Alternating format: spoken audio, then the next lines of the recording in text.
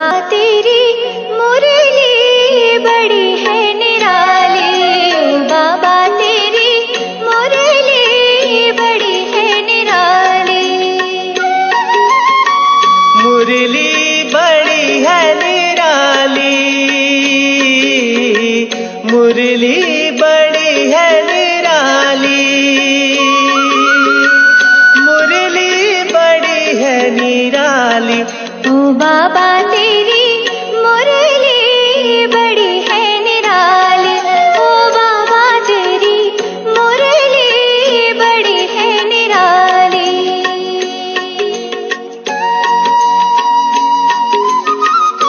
ओम शांति। 24 सितंबर 2021। आज शिव बाबा के महावाक्य है, मीठे बच्चे तुम यहाँ श्री कृष्ण जैसा प्रिंस बनने की पढ़ाई पढ़ते हो। तुम्हें पढ़ाने वाला स्वयं भगवान है।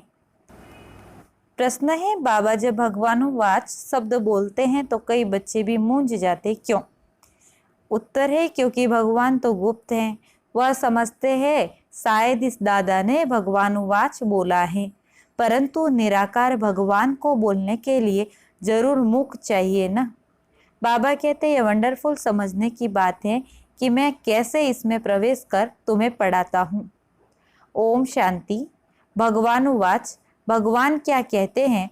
यह भगवानुवाच किसने कहा? देखने में तो कोई आता नहीं। मनुष्य को भगवान नहीं कहा जाता। कोई समझेंगे कि बोलने वाले ही कहते हैं भगवानुवाच, लेकिन निराकार भगवान बोल रहे हैं, यह सिर्फ तुम ही जानते हो। यह कौन बैठा है, भगवान कहाँ है, यह नई बात है ना, इसलिए मूंझ जाते हैं। लेकिन भगवानुवाच है जरूर। कहते हैं कि मैं बच्चों को राजयोग सिखा रहा हूँ। नर से नारायण अथवा कृष्ण, नारी को लक्ष्मी और राधे बनाने के लिए योग और ज्ञान सिखाता हूँ। इनसे और क्या चाहिए? तुमको हम राजाओं का राजा, प्रिंस का प्रिंस बनाता हूँ। प्रिंस प्रिंसेस तो मंदिर में जाते होंगे ना।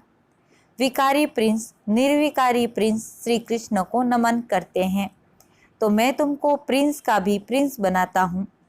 श्री कृष्ण जैसे स्वर्ग का प्रिंस बनो। नॉलेज पढ़ने से ही तो बनेंगे ना। डॉक्टर व बैरिस्टर कहेंगे ना स्टूडेंट को कि तुमको डॉक्टर व बैरिस्टर बनाता हूँ, परंतु पढ़ेंगे तब तो बनेंगे। बाबा कहते बच्चे अच्छी रीति समझते हो कि राजयोग सिखाने वाला एक ही भगवान है, ना कि कृष्ण। राधे कृष्ण तो अलग अलग राजाई के बच्चे हैं।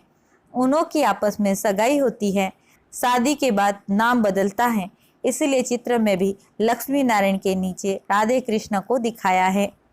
अब बाप अच्छी रीति समझाते हैं कि ब्रह्मा भी नंबर 1 भगत था। पिछाड़ी में नारायण की पूजा करते थे। कृष्ण की भक्ति की व नारायण की भक्ति की एक ही बात है। कृष्ण ही तो बड़ा होकर नारायण बनता है। अब तुमको नर से नारायण बनने के लिए राजयोग सिखला रहे हैं। अब तुम्हारे 84 जन्म पूरे हुए। अब इनकी आत्मा भी पढ़ रही है, फिर भविष्य में कृष्ण बनती हैं। बच्चों, तुम ज्ञान चिता पर बैठ गोरे बनते हो, फिर काम चिता पर बैठ सांवरे बन गए हो। यह है कंसपुरी। मैं तुमको कृष्णपुरी में ले जाने के लिए आया हूँ। श्री कृष्ण ही सर्वगुण संपन्न 16 कला संपूर्ण है। यहाँ कोई में सर्वगुण है नहीं। मैं आया हूँ बच्चों को संपूर्ण निर्विकारी बनना है योग बल से। बाहुबल है हिंसक लड़ाई, जो तीर कमान से होती थी, फिर बंदूकों तलवारों से हुई, अब तो बॉम्ब से होती हैं। खुद कहते हैं हम ऐसे बॉम्ब बनाते हैं जो घर बैठे सब खत्म हो जाएंगे, फिर मिलिट्री क्या करेगी? बाप कहते हैं मीठे मीठे बच्चों, यह पाठशाला है। मैं तुमको प्रिंस श्री कृष्ण जैसा बनाता हूँ। जो फर्स्ट प्रिंस सतयुग का था, वह अब 84 जन्म लेकर कलयुग में बेगर बना है। भारत में ही उनका राज्य था, फिर पुनर्जन्म लेकर आना पड़े ना। कृष्ण को भगवान कहते तो भगवान फिर पुनर्जन्म में कैसे आएगा? भगवान तो निराकार हैं, वह है ही एक रचयिता, बाकी सब है रचना। तब तो कहते हैं हम आत्माएं सब भाई भाई हैं। बाबा समझाते हैं कि तुम ब्रह्मा कुमार कुमारी आपस में भाई बहन ठहरे, तो और फिर क्रिमिनल असाइड्स कैसे हो? तुम वर्षा एक बाप से लेते हो भविष्य के लिए। अगर पवित्र नहीं रहेंगे तो शांति धाम सुख धाम में कैसे जाएंगे? पुकारते भी हैं, हम पतित बन गए हैं, पावन बनाने के लिए आओ। तो बाप कहते हैं मुझे याद करो, यह तुम्हारा अंतिम जन्म है। तुम सब आत्माएं अब वापिस वानप्रस्थ में जा सकती हो, इसीलिए वानप्रस्थी हो। ऐसा कोई गुरु रास्ता बता न सके, यह है ज्ञान एक बाप के पास। वही पतित पावन निराकार हैं। बाप कहते हैं मुझे याद करो, थोड़े टाइम के लिए मैंने इस शरीर का लोन लिया है। शरीर बिगर आत्मा कैसे बोल सकेगी? भगवानुवाच है कि मैं बूढ़े साधारण तन में प्रवेश कर तुम बच्चों को पढ़ाता हूँ। मैं गर्भ में नहीं आता। गर्भ में आने वाले को पुनर्जन्म में आना पड़े। मैं एक ही बार आता हूँ। प्रकृति का आधार मुझे जरूर चाहिए। मैं इनमें बैठ तुमको पढ़ाता हूँ। यह तो पहले अपना जवारात का धंधा करता था, कोई गुरु ने नहीं सिखाया। अचानक ही बाप ने प्रवेश किया। करण करावनहार होने कारण इससे कर्तव्य कराते रहते हैं। यह भी सीखता जाता है, तुम भी साथ में सीखते जाते हो। बोलते हैं तुमको, परंतु सुनता पहले मैं हूँ। पढ़ाने तुम बच्चों को आता हूँ, परंतु इनकी आत्मा भी पढ़ती रहती है। बच्चों को राजयोग सिखाने आया हूँ, ऐसा कभी कोई पढ़ाते नहीं है। यह है पावन बनने की बात। यह संगम युग है ही पुरुषोत्तम बनने का। पुरुषोत्तम श्री कृष्ण था। स्वयंवर के बाद उनकी डिग्री कुछ कम हो जाती, इसीलिए श्री कृष्ण की महिमा बहुत है। नाम ही है श्री कृष्णपुरी। इस कलयुग को कहा जाता है कंसपुरी। बाकी कहानी बनाई है कृष्ण और कंस की। बच्चों को समझाया है कि परिपक्व अवस्था होने से भक्ति आपे ही छूट जाएगी। तुम कभी ऐसा कोई नहीं कहना कि भक्ति नहीं करो, उनको ज्ञान देना है। बाप तुमको ज्ञान दे, स्वर्ग का प्रिंस बनाने आए हैं। कृष्ण भी स्वर्ग का मालिक था, अब नहीं है। फिर से वह भी राजयोग द्वारा बन रहे हैं। तुमको भी पुरुषार्थ कर बाप को याद करना है। हेवन की स्थापना करने वाला हेवनली गॉडफादर है। वही आकर नई दुनिया रचते हैं। वह करेगा तब जब कलयुग पूरा होगा। सतयुग त्रेता में शिव बाबा नहीं आते। कहते हैं मैं कल्प कल्प संगम युग पर आता हूँ। उन्होंने कल्प अक्षर निकालकर सिर्फ युगे युगे लिख दिया। तो भी 4 युग हैं, 5वां ये संगम युग है। अच्छा, फिर तो 5 अवतार मानो। परंतु इतने कच मच परशुराम अवतार होते हैं क्या? यह सभी है शास्त्रों की बातें। धर्म का नाम और भारत का भी नाम बदली कर दिया। हिंदू धर्म और हिंदुस्तान कह देते हैं। भारत नाम क्यों बदलना चाहिए? यदा यदा ही धर्मस्य ग्लानिर्भवति भारत, उसमें भी भारत का अक्षर आता। बाबा समझाते हैं तुमने कोई एक जन्म थोड़े भक्ति की है, द्वापर से की है। भक्ति भी पहले अव्यभिचारी थी, सिर्फ एक शिव की भक्ति करते थे। जिस शिव बाबा ने ही भारत को स्वर्ग बनाया था और अब फिर स्वर्ग का मालिक बनाने आए हैं। तो पतित शरीर में बैठ बताते हैं कि मैं आता ही हूँ पतित शरीर में, पतित दुनिया में पतितों को पावन बनाने। भक्ति मार्ग में फिर भी मेरे लिए बड़ा मंदिर बनाते। कितनी क्लियर बात है। इसमें बाबा की प्रवेशता हुई और गीता आदि पढ़ना छोड़ दिया, भक्ति छूट गई। अनायास ही तो छोड़ा। तुमको कोई ने कहा नहीं कि भक्ति नहीं करो। अब तुम बच्चों को बाबा समझाते हैं कि फिर से मैं तुमको कृष्णपुरी का मालिक बनाता हूँ। कृष्ण की फिर 8 डिनाइस्टी चलती हैं। पहले कहेंगे प्रिंस ऑफ सतयुग, फिर बनता है किंग ऑफ सतयुग। 8 पीढ़ी उनकी राजाई चलती हैं। उस समय तो दूसरी राजाई होती नहीं। अब बाबा कहते हैं तुम बच्चे भी सतयुग के प्रिंस बनो। भक्ति में कोई सुख नहीं है। ज्ञान से तुम स्वर्ग के मालिक बनते हो। कोई का बाप मर जाता है तो उनसे पूछा जाए तुम्हारा बाप कहाँ गया, कहेंगे स्वर्गवासी हुआ। समझते हैं आत्मा और शरीर दोनों गए, लेकिन शरीर तो यहाँ ही छोड़ गए, बाकी रह गई आत्मा।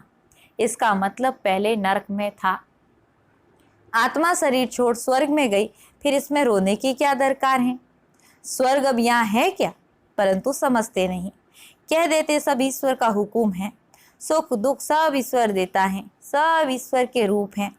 परंतु बाबा कहते हैं कि मैं बच्चों को दुख कैसे दे सकता हूँ। बाप से बच्चे कब दुख मांगते हैं क्या। बाप तो बच्चों को लायक बनाकर प्रॉपर्टी देकर जाते हैं, बाकी दुख तो हर एक को कर्मों के अनुसार ही मिलता है। बाप कहते हैं अभी बच्चे आदि कुछ नहीं मांगो, अभी यह प्रॉपर्टी आदि सब खत्म होने वाली हैं, फिर तुम बच्चों को क्या मिलेगा। इतना समय ही नहीं है जो तुम्हारी प्रॉपर्टी का बच्चा मालिक बन सके। बच्चा बड़ा हो तब तो मालिक बने, परंतु इतना टाइम ही नहीं है। विनाश सामने खड़ा है। मनुष्य तो कहते हैं कलयुग में अजून 40,000 वर्ष पड़े हैं। यह ब्रह्मा कुमार और कुमारियाँ विनाश विनाश करते रहते। कहानी है ना, शेर आया, आखिर में आया और खा गया। सब समझते हैं कि थोड़ा थोड़ा काल आएगा, यह तो होता ही रहता है, लेकिन तुम कहते हो महाकाल आया हुआ है। शिव बाबा कालों का काल आया हुआ है, जो सभी आत्माओं को वापस लेकर जाएंगे। तो शरीर तो जरूर छोड़ना पड़े, इसीलिए बाबा कहते हैं योग से पवित्र बनो, आत्माओं को पवित्र बनाएं, फिर वापस ले जाएंगे। अगर पवित्र नहीं बनेंगे तो बहुत सजाएं अंत में खानी पड़ेगी, ऊंच पद भी नहीं पा सकेंगे। Shri Krishna number 1 pass with honour हैं, उनको स्कॉलरशिप मिलती है, 21 जन्म राज्य पाते हैं। कितना सहज समझाते, बुद्धि में बैठता भी है फिर गुम हो जाता। किसको भी भक्ति छुड़ानी नहीं है। बाबा आए हैं भक्तों को भक्ति का फल देने। कहते हैं मैं कल्प पहले मिसल फिर उसी साधारण तन में आया हूँ, कलप कलप आकर तुमको पढ़ाता हूँ। यह है ऊंच ते ऊंच पढ़ाई। तुम जानते हो हम सतो प्रधान थे, अब तमो प्रधान है, फिर भारत ही सतो प्रधान बनता है। और धर्म वालों ने इतना सुख नहीं देखा है तो दुख भी नहीं देखा। बाहर वालों के पास पैसा तो बहुत है तो गरीब देश को कर्ज देते, उन बिचारों को पता नहीं है ये तो रिटर्न हो रहा है। बिल्कुल घोर अंधियारे में कुंभकर्ण की नींद में सोए हुए हैं। पिछाड़ी में हाय हाय कर उठेंगे, फिर तुम कहेंगे टू लेट, क्योंकि लड़ाई शुरू हो जाएगी, फिर क्या करेंगे। भंबोर को आग लग जाती, फिर तो टू लेट हो जाता। इसीलिए बाप कहते हैं बच्चे अब जल्दी जल्दी पुरुषार्थ करते जाओ। बाबा कोई जास्ती तकलीफ नहीं देते हैं। बाबा को आकर कहते हैं बाबा अगर हम पूजा नहीं करते तो वह कहते हैं कि यह तो नास्तिक बन गया है। बाबा राय देते हैं साक्षी होकर बाबा की याद में रहो, थोड़ी थोड़ी पूजा बाहर से कर दो। एक होता है दिल से करना, दूसरा होता है राजी करने के लिए करना। अंदर में तुमको शिव बाबा को याद करना है। अगर कोई तंग करते हैं तो पूजा कर दिखाओ तो वह खुश हो जाएंगे।